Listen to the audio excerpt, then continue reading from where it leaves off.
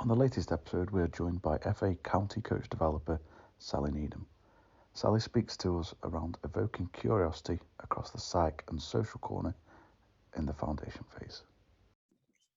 On the latest episode of the PCT podcast, we are joined by Derbyshire FA County Coach Developer Sally Needham.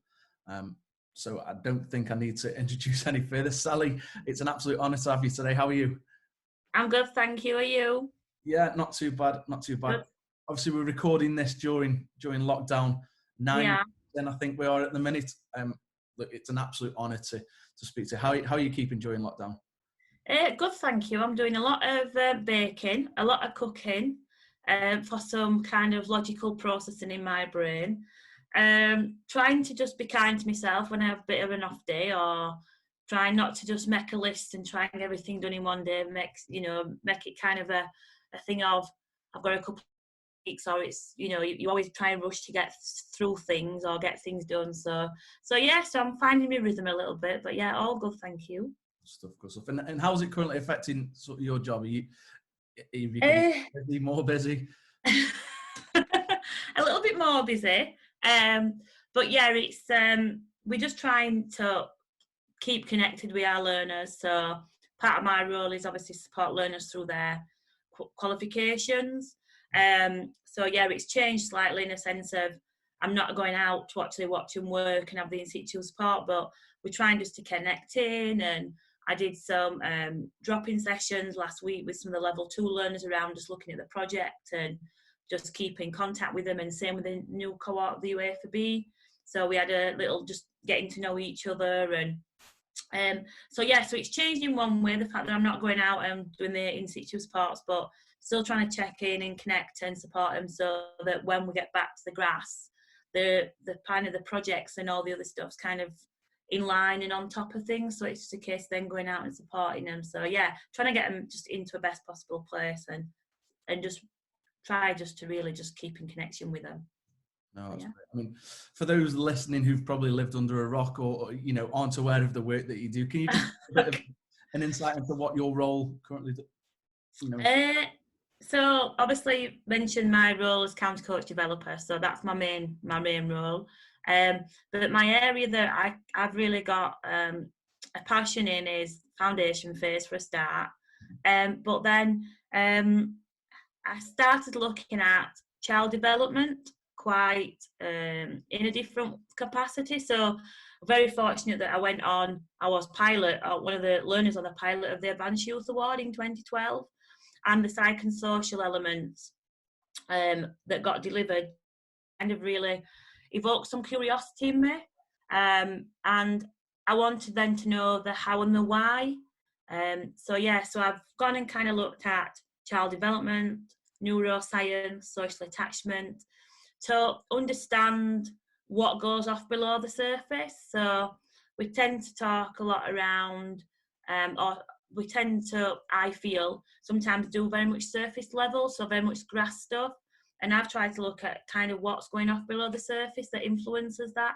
So I've been looking at that and using other people's work. It's not my work, it's other theories, and try and transfer it into football. So it's been exciting. I mean, we are going to touch on the psych and social side later on in the chat. I mean, I just wanted to give you, the listeners and yourself, a bit of a chance to go through your career to date as such. I think with all coaches, we're all on different journeys, and we see maybe the end product and don't see, I'd say, struggles of the journey that we've to get there. And so just wanted to have a chat.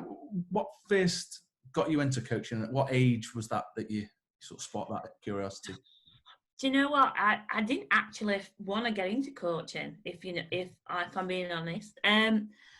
What happened was I went to college, and a part of the role of if you were captain or vice captain was that you had to help with the warm-ups and kind of had a bit more player ownership. And because if the tutor or the coach were late, then you had to kind of get it going. And our vice captain first year and then captain second year, and the coach at our college was coaching down at Barnsley Girls Centre of Excellence, and just said, actually, you're quite good at managing the group, and do you want to come down and help out? So I kind of went down, and it just evolved from there. But I never really, I wanted to be a PE teacher or a history teacher. That's what I wanted to be when I was growing up, and kind of coaching never came into the thought process. So I kind of just dropped into it quite quick. Yeah. And then we're quite quick in doing my coaching awards, which at the time, obviously a few years back now, were quite unique in a sense of the female. So I think I did my B licence. I got my B licence at age 20. And then I kind of went down the line of, I got assigned a mentor from the FA, and I got assigned Colin Morris, which is Dave Morris's son. So Dave is one of the CCDs that does my same job as me, and Colin was in coach development. Mm-hmm. So I kind of got delivering coach ed from age about 22, 23, which is interesting because obviously one were female, there weren't that many at the time. I think there were about 4 of us in the country, and so young. So that were interesting, and kind of got into coach development quite early on. And it's not really until somebody asked me the other day what were my influences when I was younger, and that got me into coaching. And I didn't really have any. Like, my dad got me into the game of football and used to take me to the football and kind of said, you know what, you've kind of got an eye for what goes off, because the conversations I used to run it from the bottom and go, why has he took him off, and when he's put him on, because that's aids his qualities. And so my dad kind of went, oh, you've got an eye for something, but I never had anybody that I looked at that I was like, oh, I want to go into coaching because of them. But later on in my career, or more recently, I've had quite a few influences, but right at the early on, no, I didn't. I kind of just fell into it, and then I just carried on with it. Can you remember your first session that you delivered? No. I remember doing my level 1 at college, and I think I had a passing session in like 3, you know, when you have one, middle, and then the end. I think I had that. But no, I can't. I can remember now looking back, when I used to coach the under-10s and I was centre direct at the girls, I can remember now looking back thinking, I used to do very structured sessions, and I think, God, I used to think, God, I've done a really good session tonight when I went home. But actually, it just looked all right. Like, the girls asked what I did, when really that wasn't coaching, that was just delivering a session. Whereas now, I kind of look at coaching in a massive different light. So it's interesting that, you know, and at the time, you do what you think's right. It's all with the best intentions and where you are and your journey and how you are. But yeah, when I look back at some of my sessions that I delivered, probably not in my behaviours, but definitely in my practice design, is well further away from where I am now. Yeah. I spoke to somebody the other day around their first coaching session, and openly admitted it was an absolute car crash, and you know, through their experiences, they used that to gauge where they were. And just one thing I wanted to go back to is, can you remember your first coaching role? So what was it? Yeah, so I started obviously at the Girls' Centre of Excellence as I went away to university. So I was 18 and working at the Girls' Centre of Excellence, and my parents really nicely, and the decision I made, I had choice of going away to uni or staying a little bit closer to home, and I stayed a little bit closer to home, so I went to Leeds Met, but I stayed over in Leeds Met because I wanted to experience university life. But my parents were really good in supporting me, the fact that they bought me a car, so I was able to come home and coach on a Tuesday and a Thursday night and a Saturday games programme, but then drive back. So I had university life, but the opportunity to kind of carry on my coaching. So that was a decision that I made to kind of, I enjoy this. And after I finished uni, I gave myself a year to see if I could get a job in coaching. So I worked for my parents in the morning in the office doing admin, and then I set up my own little company going and doing PPA, after school, holiday clubs, and working at the Girls' Centre still at the time, and got up little coaching jobs and thought, right, I'll give myself a year to see if I can make a go of it. If not, I will probably go back to uni and do my PGCE and go into teaching and in PE. But yeah, I preferred, in the last year of uni, I did a placement in a secondary school, and it was exhausting doing the full day PE and then coaching at night. Okay. So I decided that coaching I preferred more. So I'd have a go at that, and then if not, I'd go back and do my coaching. And luckily, I got a full-time job, and then that's been it.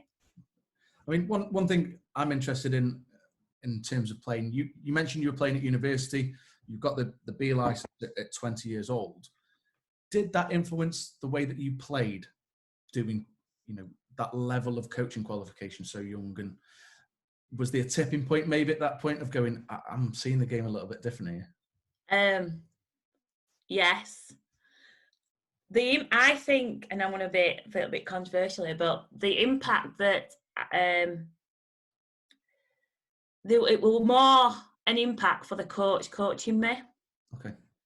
So because I was higher qualified than him coaching me when I was playing, when I come back from university, he didn't like that. So the experience that I had then while I was still a player was quite hard because I was a B licensed coach. So the kind of the problem that you had then is anything you questioned about the session, it was just because you B license and just because you're doing this, and so it was really hard. So I think my playing then ended up going on a back burner, and I just kind of played for fun, and group of girls that I knew, and we just played, and we managed his own team, and we took his own training sessions, and there were a couple of girls in there that coached, and that's where we went down the line of, because when then you had that negativity, it kind of put you off from playing. But yeah, it did make me look at the game differently and question things a bit more, especially, pre-season. I was like, why are we running? They're like, shut up and get running, Sally. And I'm like, really? But yeah, so it gave me a different view of it, but yeah. That's interesting. It's something that's always, it plays with my mind and that conscious of, do players who do their badges early or whilst they're still playing, do they then start to see the game and, I'm not going to say rebel against the manager or coach, but be more like, well, I'm not sure on that. I believe this, and can it cause an influence, or, that environment where, as you say, it becomes a little bit more difficult to play. Yeah. Something it did. To me. No, it certainly did. It certainly had an effect on the coach, knowing that he got a higher level. I'm not saying it was female, but a higher level of coach to him as a player. So I think that's an interesting process. I like it because it becomes maybe the ego of the coach then, and does that get in the way of what hopefully we're going to speak about shortly in terms of the psych and social side? Does that get in the way of that process and that development between the player and coach? Yeah, it certainly does. And I can remember my phrase I used to say to him all the time was, I'm just here as a player, I just want to play. Like, I'm not here to criticise or to look at the coaching, or I just want to play. Like, I'm just here to play, I'm just a player. And I can remember saying that to him thousands of times. I'm just here as a player, like, just coach me. But that's, looking back now, it's interesting. Very interesting. Let's go back to sort of the coaching pathway. 2 years coaching at the David Beckham Academy? I did, yes. How did that role come about then? So, as I've just explained, there were only probably about 4 of us in the country that did coach ed as a female. And when David set up the academy, and staff there wanted an array of male and female coaches. So they kind of went to the FA, I think, and asked for who's coach ed. And they had a list of probably 6 or 7 names, and then they went after a few. There were already some already working there. I joined a little bit later than original crew. But yeah, just got a phone call. Do you want to come down and have a chat? Which I did. And then decided I'd go down there. So I had 2 years down there and met some absolutely amazing people that a lot of them still work in football, and had an amazing life experience. And then it made me quite a lot of them are still friends now. And then quite a lot of us moved to the FA and then work in the skills programme or within the CDM team. So yeah. That was sort of the next progression for anybody who's worked with the FA skills team will know how great the project was and how much it influenced grassroots. Do you mind talking to us a little bit about the time with the fantastic skills team and the work you and the team did? Yeah, so I was very fortunate that I was part of the original 66 that got hired, and it was a programme that Sir Trevor Brooking really wanted to push in around the 5 to 11 age phases. And we got 66 staff to start with, like I said, and 3 weeks of training on understanding children, games, everything. And then we went and supported a school sports partnership, so I worked with teachers to kind of help support them, give them more confidence in delivering PE in the school, but use football as a vehicle, but linked it in and tied it into a lot of the curriculum. And then we did skills centres, so children come into the skills centre on a night, and then we did holiday courses and a bit of supporting other things, but all around the 5 to 11s. And luckily, when I did the AYA, I was working in the skills programme, so it enabled me to then apply a lot of the stuff, and I was seeing that everything were working and the kids were just flourishing in front of us. So that's then how I started to think, well, how and why is that? And we're doing this in the psych and social corner from the AYA, but how then is it working? So yeah, I loved my skills programme. I think it's defined a lot of people's careers. So if you look at a lot of people a lot of people at the FA and in now working clubs have come through the skills programme. It was an absolute bedrock of a foundation for coaching, especially when you got 32 kids in a hall and you got, Christmas tree on one side and a piano in the other, and it was brilliant, and just I loved it. I loved every minute of it. Yeah, I mean, again, I've worked with the skills team through a gentleman called Gavin Nelson, and I just remember just sit there because I think I was a level 2 coach at the time. I was just in awe of the sessions and how advanced it was, and it really made me think, right, you're nowhere near the level you need to be, and I'm still not. But you work with these people and you see these people and you think, wow. And again, I think I was a little bit gutted when the program sort of came to an end because of the work that it had done. Yeah, it's interesting because when we used to interview people, there were an array of people that used to apply, but you really looked for who was the right person for that right role, no matter the qualifications or experiences, or it were really around the child. And it were a fantastic programme, and it's really has probably set some children up for life, and also influenced quite a lot of the coaching. And it was just brilliant how it just came in line, same with the youth awards stuff. So yeah, it all kind of mixed together in what a brilliant programme. And yeah, I was the same gutted when it finished. But no, I mean, from that you that's why you started your role as the county coach developer. Can you tell us what your average week looks like? Very, very varied, which I love, but normally it will be a lot of afternoon and evening work. So a lot of doing my own stuff in the morning, so going for a run and going to yoga or whatever in the morning, and then normally it would be afternoon going and supporting some coaches, tying into tie into 2 areas or some other people in that area at the same time for a coffee and whatever. And then so it's a lot of nights and evenings, or we might be delivering courses, so that might be a weekend or through the week. But our diaries are so varied, because of if I deliver a course and I get 12 of the learners, them learners could be all different nights. Yeah. So it just depends who's actually, so you're meeting the needs of the learners. So my diary fits around what nights everybody trains, what times, where they're training. So it's not a Monday, Friday 9 to 5. It's definitely an afternoon and evening or a weekend's work rather than a morning. But yeah, so varied. With that, Sally, how important is it to manage your time well? Very important. I'm learning. I had a boss. He's head of coaching now at Leeds United, and one of the key things that he really influenced me in was managing my time and having work-life balance. And I thought I did quite well at it. And people used to always refer and say to me, do really well with your work-life balance. But having gone into COVID, I realised probably that I didn't do as well as I probably should. So yeah, it's really managing your time. And I have an area and a group of affiliates that I tend to try to match up to the area. So Derbyshire's a massive area geographically. So I very much see or look after Glossop as an area.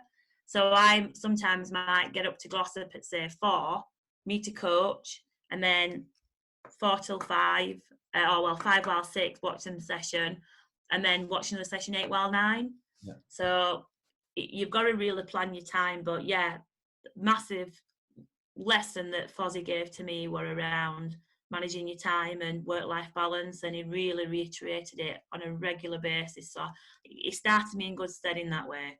Yeah, I know we spoke off air before the call about COVID's allowed us to just maybe reset a little bit and see what is important to go back to. So, you know, hopefully it's given us all a bit of a time to understand that work-life balance.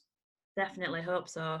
Really hope so. I mean, I've been very fortunate to see you work on many occasions through the FA Coach Mentor Programme, and more recently fortunate to listen in on a webinar you hosted with Ronnie Reason around sort of invoking curiosity to your coaching in the psychological corner, which was very informative for all involved. I just wanted to delve into the psych corner and coaching in the foundation phase a little bit more. Yeah. What intrigues you most around that corner? Well, because of my coaching journey, which obviously I've just explained, seeing it being delivered in the psych and social and the impact on the kids in, especially in the foundation phase, and looking at the how and the why, that's what really captured me, and that's what still captures me now. So looking into it even deeper, the impact that you can have on a child's life in that foundation phase for sport, but for anything within emotional social development, is massive for what then they take into their next stage of life, into adolescence. And the psych and social, for me, and understanding the child and a little bit of the extra bit of the work that I've been looking at, very much starts to build the soil below the surface. So puts things in for a child to be able to cope with them what life throws at them later on. And I think the foundation phase, especially the psych and social elements, can have a massive impact on prevention work for mental health later on, but for their life successes, and then also for performance, if that's the path route that they go down. So I just feel it, foundation phase and psych and social underpins everything for them, what the children can go on to achieve. Yeah. I mean, one of the standout messages that I took from the webinar was maybe looking through a different lens. So we can sometimes see a player, you know, this is all ages, but especially in the 5 to 11 phase, as being challenging. Yeah. If we were to look at it through a different lens, we may see distressed behaviour. Yeah. Do you mind sharing a bit of science and thoughts behind that? And yeah, you know, a little bit better than what I could explain. I'll try. It's a complicated process, but I will try. The biggest thing for me is I saw a statement with Stuart Sanker, and Stuart Sanker's one of the leads in like child self-regulation, and he said, when you see a child differently, you see a different child. And when we look at behaviours that are in front of us, if you separate the child from the behaviour, what's the behaviour telling you? And sometimes some of our behaviours that our child's display are what I class as bottom-up behaviour. So what's part of their brain that we have got through evolution that keeps us safe, so controls us in a sense of helping to keep us safe by putting us into a state of either flight, fright or freeze, which we all know about, which is life threat or danger. And some of the behaviours that our children are displaying, if we look at them in the sense of the distress behaviours, then we can help support them to help, as I've just mentioned, around putting things into neurological and into their stuff that's below the surface that helps to develop their soil, so helps to develop their stress response system. Because our brains are so powerful that link our body and our brain and our nervous system, that sometimes they keep us safe in really healthy ways. So say, you know, you were walking through a field and a bull started charging to you, to keep you safe in that way, because it's put you to do something to stop you from getting hit by the bull. But also we've got some unhealthy ways, and we get this by our brain and body working together. So that kept you safe last time, so we'll go down back to that response again. And it's massive on what we sometimes think a child can cope with, or we wonder why they react in a certain way. Every child is different, and through experiences that gets logged in the brain and the nervous system is then how somebody will respond to certain things. And when we kind of separate that child from that behaviour, then we can look at probably behaviour and why is that child behaving that way? When doesn't he, or when does she, or what's triggered that? Do I need support them with that? Is it a regular recurrence? Is it hindering? Is it something that they need to speak about? So the thing within which we've just been talking around is when we look at it through a different lens, instead of going, oh, it's challenging, or they're always like this, or labelling, or just trying to ignore the behaviour. Once we separate the child from the behaviour, it helps us to try to process and help and support and trying to get a curiosity around the behaviour and what is it telling us. I mean, I really like that bit there about when does the child become challenging. So as you mentioned, we can easily label a child or a person as being challenging, and they always play up. But when is it that they play up? And that's got to take a good deal of observation skills from a coach to try and identify where and when that happens. Yeah, and also if we, and this is going to go deep now, but if you're like that, we're playing up. If we give a child a label, they will play to the label, because it's an element of having a connection and a sense of belonging. So if you look at neuroscience, research would tell us that from the minute you are conceived in the womb, there is a tape recorder that is recording all this stuff in your brain.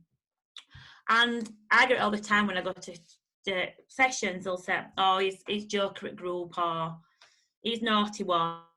Well, to have a sense of belonging in that group, they'll play up to it. And we've got to be really careful on how we, especially boys, and I've just read a fascinating book, and the boys' side of it fascinates me even more than the girls in a way, because we'll play up to things, and we're so programmed into stereotypical norms in the boys. So I was my friend's birthing partner a few weeks ago, and it wasn't progressing as it was, and the two midwives came in, and both of them were like, oh, typical boy. And but it's not, because it's just how it's going. But we tend to then label, and then children will play up to them labels, because that's their sense of belonging and bit of the group. So we have to be careful on what language we sometimes give to children, because they'll play to it. Yeah, it's interesting, as you say. It's really deep, and I know it's invoking sort of my thought process behind players I've worked with. It was really interesting to see the makeup of the brain and how it works in childhood. Yeah. What can we as coaches take into consideration then when coaching in this phase, and the makeup of the brain, if we aren't to see the visual or know about it? Yeah, I mean, the one that you're on about is, and I try to, the brain is such a complex process, and we're only really starting to get to know much more about the brain. And I use a model that I was trained in, but also it helps me to make it more simplified to be able to explain it. So we talk around the three parts of the brain building up. And now it's if you think about like a layered cake, you know, your bottom part's probably your strongest, and then you layer it up. But yeah, our top part of our brain's probably only just come online with us being human the last like 40,000 years. And it's all the processing of planning, reflecting, decision making, problem solving. But yeah, I mean, the brain is the brain. Child development, things will come online at different stages. an understanding that probably children's brain in the foundation phase, what it constitutes and what's probably not online as much, and what we need to help support with, is vital to then no understand about the adolescent brain of then what's happening in when the brain changes through adolescence. So it's massive understanding for me, where children are in their development. They're not at that point with their brain all structured and all functioning until mid-late 20s. So when we're asking children to kind of regulate themselves, the foundation phase, and really be understanding about the emotions and how that is with other people, it's not really online. And we need to help to give them situations and give them language and help them to sense in, so they can match them feelings and languages, so they can start to catch and match and understand what's going on in their brains and their bodies and sensations and feelings that's going off, because it's natural for people to feel the emotions and feelings. It's what goes below the surface. And you know, we've got to a point now, and I think I said this on the webinar, where we label good and bad emotions and feelings, and they're just feelings and emotions. And if we get to understand that, you know, I feel stressed in this moment, or but I feel really much joy in that, you've got to have an expression of understanding and sharing all the range of emotions, but recognizing when you are and when you're not. Stress is a word that a lot try to now avoid, and go, when you ask people how are you in isolation, I'm fine. Don't want to admit it. Whereas the downside of stress is the chemical that gets released in your body when you're in a prolonged state. So stress actually isn't a bad thing in a sense of emotion and feelings. It's when we're in a prolonged state of it. So I think I've gone a little bit round houses with that, but yeah, the brain, understanding the brain and the structures and how it links and how it has an effect on our behaviour is something that has massively helped me to become more self-aware, and more self-aware than with, like you said, observations of the children. Yeah, I mean, that sort of leads me on to something which is quite, I'm not going to say disturbing as such, but it's quite shocking to understand. A stat that you mentioned on the webinar was that 1 in 8 children have a diagnosable mental health illness. Yeah. Do you maybe foresee that figure changing after COVID-19? Yeah, if I'm being honest. I mean, I've got no scientific proof of that, but with some children, they'll be thriving in their child development element in this period because they've got a secure base at home, they've got more interaction with parents, they're having some emotional and social soil that is going in. So my niece, who's 5 yesterday actually, probably wasn't ready for school. She was born prem, and she wasn't ready for school in her brain development and child development. She wasn't ready for learning, shall we put it that way, maybe not school, but ready for the learning. And she's thriving now. However, there's also an and to it, the fact that, one, we've got 7 systems in our brain, and one of it is loss. So a lot of children, even though they may be having, and we're going through it the same because our brain structure the same, even though we may be having that social interaction and quite a lot of the stuff with our parents and doing things, the system in our brain of loss will still be affecting some children. Loss of the friends, loss of routine, loss of class, even, unfortunately, might have been an actual loss of a family member through COVID-19. So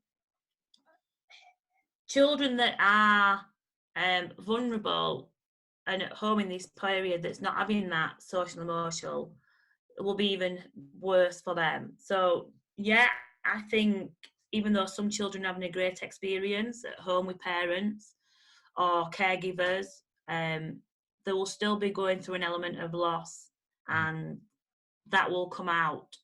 And the transition back into school and back into same within grassroots football, so back into playing football, needs to be handled very carefully. And there's things that we can do in these transition periods that yeah, to try and create as much element of structure and safety for when they're transitioning back is going to be key.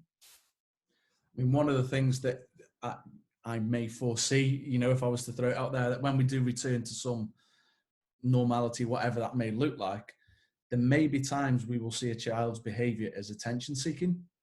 So yeah, can we reframe that as coaches to then help the child?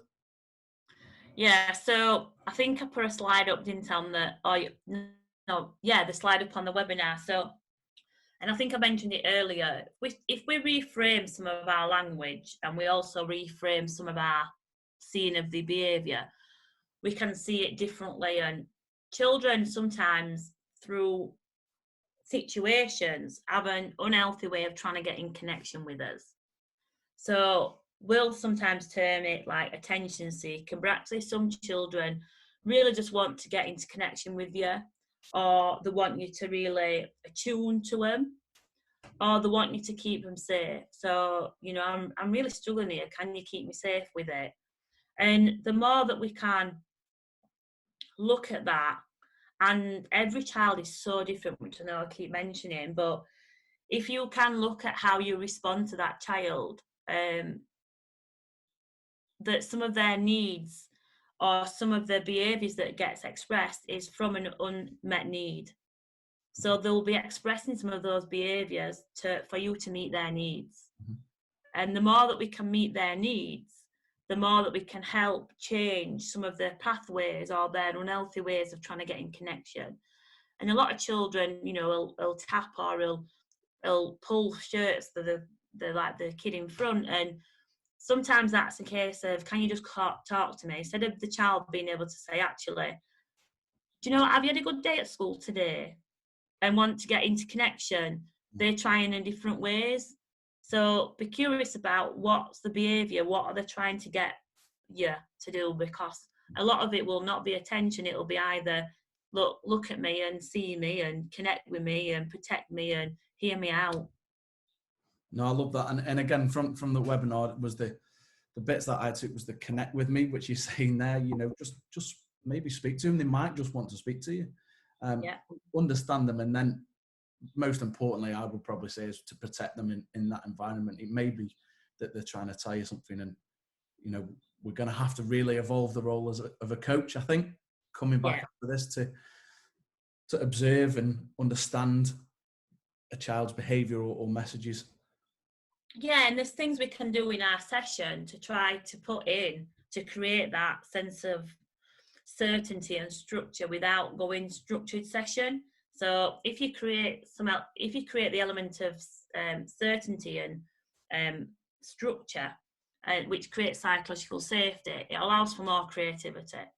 But yeah, there's certain things that we could do as coaches, and I think I mentioned it, is, you know, your personal greetings, your structure boards.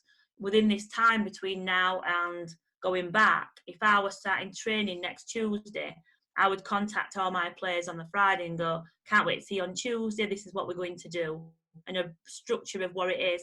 Some children need structure. So that's the kids that will come to you in the start of the session and go, what we're doing tonight, we're playing at the weekend. So enable for them to actually, and they can't concentrate on what's coming or learning because they're worried around what's coming next. So probably they're not in all three parts of their brain. They're in that bottom part of their brain that's really kind of like driving behaviours. So we need to think about how we create some psychological safety for them and keep in connection with them and put them into a state that they are ready to learn when they're back into our session, so we can be in present with them, which will help mental health and also help put some stuff below the surface. Again, that's massive for me, Sally, because I think every coach will have experienced it, that as soon as they get to training, what are we doing today? What are we doing? Are we playing a game? Can we have a game? And we just see it as, stop being busy. You know we're going to have a game. We're going to do this. But again, it's that worry and that not knowing of the structure and understanding that behaviour is that maybe that's their way of computing it and dealing with how they're going to perform in that session. And that'll be a massive message that I take away personally from that's, well, that's their stress response system and their way of being able to try to regulate themselves by knowing what's coming next. Yeah.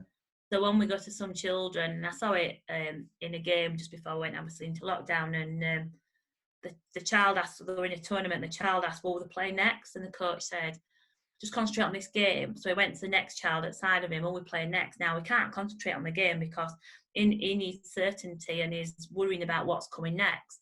So just by having it a little timetable, some children need it, some children don't. But yeah, that we tend to go, oh, they're always asking questions, but it's their way of trying to keep them or regulate themselves because they want to know what's coming next. Uncertainty. And we've got to sometimes think that some children will be living in a place of uncertainty. Yeah. Now, we touched on it earlier offline. There was a recent clip on your webinar of a player, I think he saved the ball with his face, and the way that you understood and helped the player was really, really thought-provoking and refreshing. How vital is it then for coaches to have a relationship with that child? And I'm not a deep, meaningful relationship. I'm on about just understanding the player and knowing who they are. Yeah, and I think, we've touched on it a couple of times already. So the clip of the player were a goalkeeper and it hit the post and then hit him on his nose. And, if you think around when you get it on the nose, it makes your eyes water and it's not nice. Mm-hmm. And it's embarrassing for the child as well in front of his peers to be then upset and crying. So the way that I always think around it is validating and tune the emotion that the child's feeling. That's not your emotion. You might react to it totally different because of your experiences and how you are, but that child, if they are crying, they've experienced an emotion that's relevant to them. So how then we can attune and validate that emotion and be with them in that enables and the language that we use around it and some of the safe touch and how we are in our facial expressions and our tone of voice is massive for helping that child to then go probably back into all three parts of their brain to then have recorded and stored in their nervous system in their brain that this has happened, but my coach has come to help me and they've attuned and validated, and that's what a good thing that's happened. So an experience that's not really nice for that child, when you validate and attune, the language that you use, it hits the limbic part of the system and enables them like I said, to hopefully return to equilibrium quite quickly, which then, if they're in their state of safety and social engagement, then they are massively in their learning brain. And in your learning brain, you plan, you reflect, problem solve, decision making, and football's a decision making sport, and goalkeeping in particular is around plan, reflecting, and problem solving and decision making. So I needed the child to be back in the session quite quickly because of the role, also meet his needs. But yeah, the language is massive because for just to say to that child, "Oh, calm down or stop crying," it doesn't hit the part of the brain that enables them then to be able to regulate or be able to put them back into their thinking capacity. So that child may go back in goal and just constantly think about his nose. So there's no thinking taking place. There's no problem solving. So you then, ball gets played through to centre forward and you think, why has my keeper not come out? Yeah. Well, your keeper's not come out because they're still preoccupied on and thinking around, and the brain's taking over their thinking capacity just to keep them safe. Yeah. I think one of a bit of context for the clip as well was, I think one of the other players within the group laughed, whether I don't think it was done, intentionally to hurt the player, but he laughed, and I think your response to it was, it's not a nice feeling, it does hurt. And then very shortly in the clip is that the player who laughed is then supporting the player. How important is that? Yeah, modelling is massive. So modelling behaviours and being consistent in your behaviours is massive. So yeah, and when you say, oh, it's not funny, is it? When you get hit in the nose, it's not. So you have then some children that then give you the nod and the social engagement as though like, no, it's not funny. Like I've had it a couple of times. And so then it kind of then makes people aware that it's not funny. because it hurts. And then, yeah, that child went at the end and gave him a little like pat on the back, didn't he? And kind of a smile. And that's, you know, a sense of understanding that he's able to cry, show his emotion because it hurts, and remembering that, you know, that's his experience. We've just got to be there to try to validate and attune. And the more we can validate and attune, not just with children, within any relationship, it's an healthy way to be in relationships with people. So yeah, validating and tuning and matching the sensation and letting them own it and is massive. I mean, it moves me on to my sort of next point. Yeah. Is body language and facial expressions, especially when coaching in the early years. What is your face saying to the players? Yeah, that's it. I love that saying. Say it all the time, don't I? So I think it's massive in all phases. I do think is that, but definitely foundation first, because of that first pivotal sporting experience that you want them to get, you know, just fall in love with the game. But your face is this. So we want our children, and we want to be, as adults, anybody, in our social engagement system. So feeling safe, up for relationships, giving eye contact, problem solving, decision making, planning and reflecting. When children or adults, or whether humans, are not, and they're in other parts of the system, so they're in either life threat or danger, you will get sometimes quite glazed look, you will get absent-mindedness, or you'll get fear and anger and facial expressions. But a lot of them will go blank because your safety element is connected into your eyes, your mouth, your nose. So when you're up for social engagement, it enables the kids to be, and done out of your conscious awareness is neuroception. So the kids will be feeding all the time out of your conscious awareness and their conscious awareness of threats that are picking up.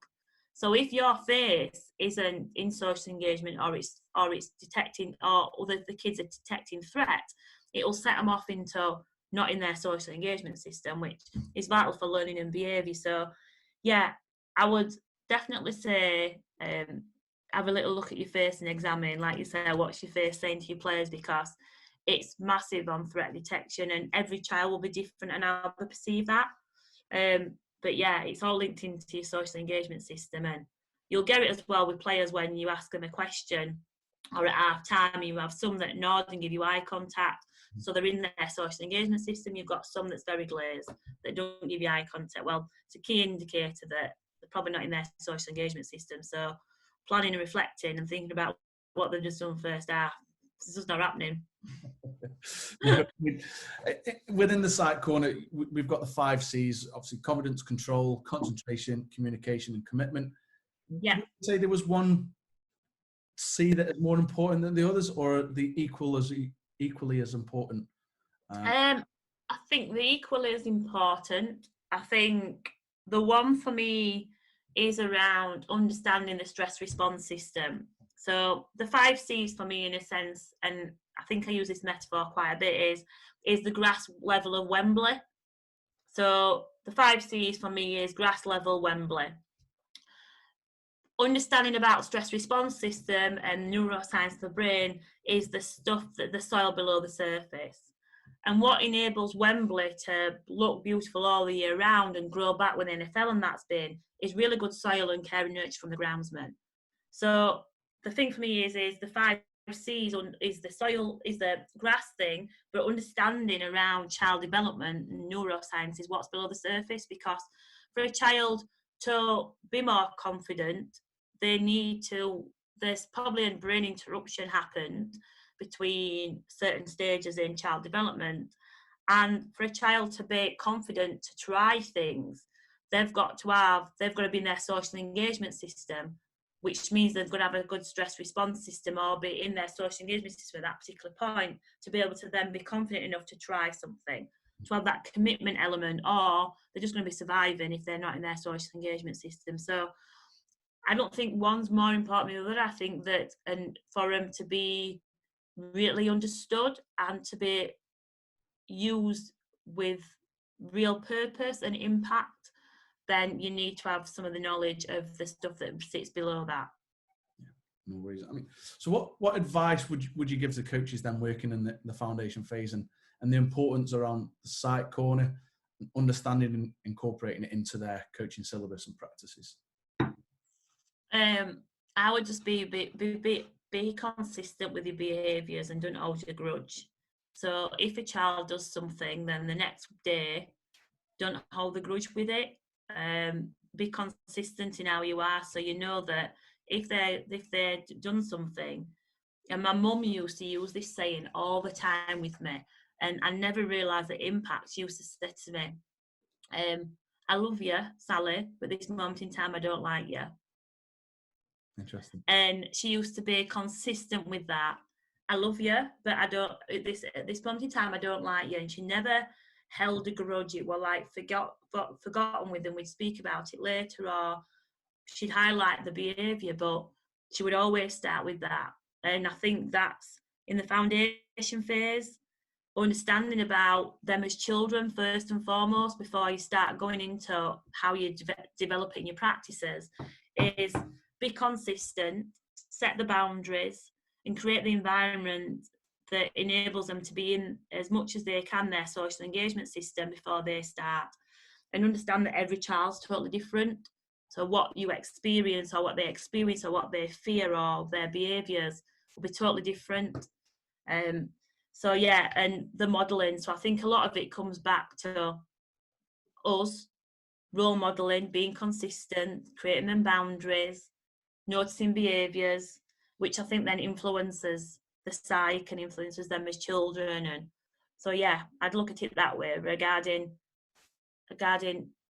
what things we might have to put in us, because we've got a lot of influence in this. Massive influence. Just before we finish the sort of chat with our, I'm going to say infamous, long-winded, quick-fire question round. Where can any listeners follow your work and the content that you share, Sally? Yeah, so there is bits of, like you said earlier, about like staff did one. I've done one for Cumberland FA. I do things on Twitter, but I literally repost a lot of things on Twitter. So what I see in the psych and social, but it's very much around child development and that. So yeah, Twitter, and anybody's welcome to drop me an email, which is sally.needham@thefa.com, and I'll get back to you. But yeah, I think out and about, there's things out there that is being delivered. But yeah, just get in touch if you want anything else. Fantastic. Thank you for that, Sally. Quick fire question round. Don't worry if you elaborate, because I don't think I've had a quick fire one to date. Right. So what do you prefer, developing coaches or developing players? I prefer developing players, but I think the importance is developing coaches, because I think if you develop coaches and coach development, you get better players anyway and better children. So yeah, I think the importance starts with coach development, but I do love working with the players. Yeah, I thought for a second you were going to sit on the fence and say, I like developing people, to cover both bases, but no, thank you. No. Best friend in football? Oh God, I've got a few. I would say my closest friends, but I've got some quite long friends in football that I've, like Tessa, I've known from Payne, from being at Beckham Academy, and Tracy Kevin's there, and Ted, and I think I've got friends as I've gone through. But at present, really, in work, best friends in football will probably be Becca Garlick, who's CCD at Manchester. Yeah. She's doing some great work in the adolescent brain and mental health and stuff like that. Julie Chipchase is a great friend in and out of work, and really being an influence. And then a guy on my A licence that I've kept friends with, that I utilise quite a bit to unpick stuff and challenge stuff, Mark Burton.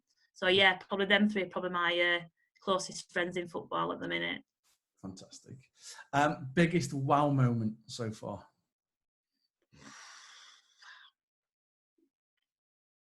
I haven't got one. I've got loads. Don't know. You know what thing first came to my head when you said that, which I'm not sure it's a wow moment, but I can remember standing on the balcony at SGP watching Samantha Griff deliver, and we did the same A licence together. And I made a comment to the boys, very much, there were 7 females on there, but I made a comment to the boys around, she's a good female coach, and that was my terminology. And a couple of the boys just straight without hesitation and all in sync just went, "No, Sally, she's a great coach."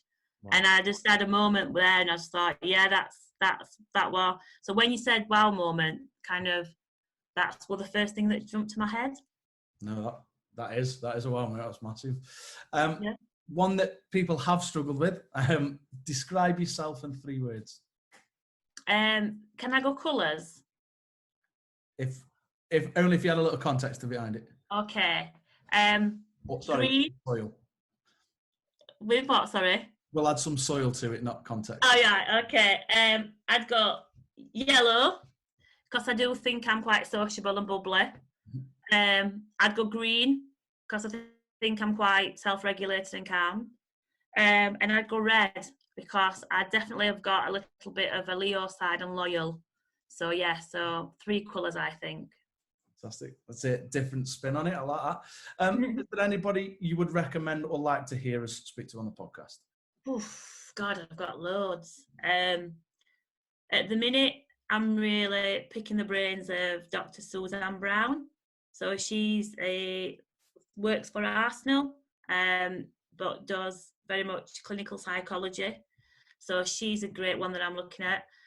Rusty, Magic Academy. Okay. He's got a different slant and uses Amy Price's work and looks at gamification, but real good character. Pete Sturge is always just an absolute legend, and so fascinated to hear. I love listening to Ben Bartlett. I think Ben's a great person to look at and different. And yeah, I mean, well, Sarah Blakemore would be an absolute steal, which she's adolescent brain, but she's probably one that we can't contact. But yeah, there's quite a few people, but yeah, I think they're the ones that probably would pop to mind, depending on what area you wanted to look at. Have very much gone psych and social there, but then the other elements of like player development and technical stuff, then I'd probably actually go Mark Burton, actually. Not a problem. We'll drop some messages out over we'll see if we can get them on. But no, Sally, look, it's been an absolute pleasure speaking to you today. You've thrown stuff my way that made me forget I was actually hosting a podcast. So I had to remember to ask the question. So thank you ever so much for taking the time to speak to us today. And from everyone here at PCT Coaching, we want to wish you well moving forward, and hopefully your diary isn't too busy moving forward. Thank you, and thank you for getting in contact and asking me to be on and being curious around the subject. So I appreciate it. Thank you. It's an absolute pleasure, Sally. Thank you ever so much. No worries. Speak soon. Thank you. Ductig brand is on hand for all of your coaching needs, whether it be to plan sessions or take notes whilst observing games. Ductig are able to cover all of your needs. Use the discount code Irvine20 at checkout to receive a discount. Thank you for listening. We hope you enjoy the content that we're trying to bring to you. Don't forget, new episodes will be released every Monday. You can find us on the iTunes Store, Spotify, and if you want to see the video, you can see it on our YouTube channel, PCT Football Coaching.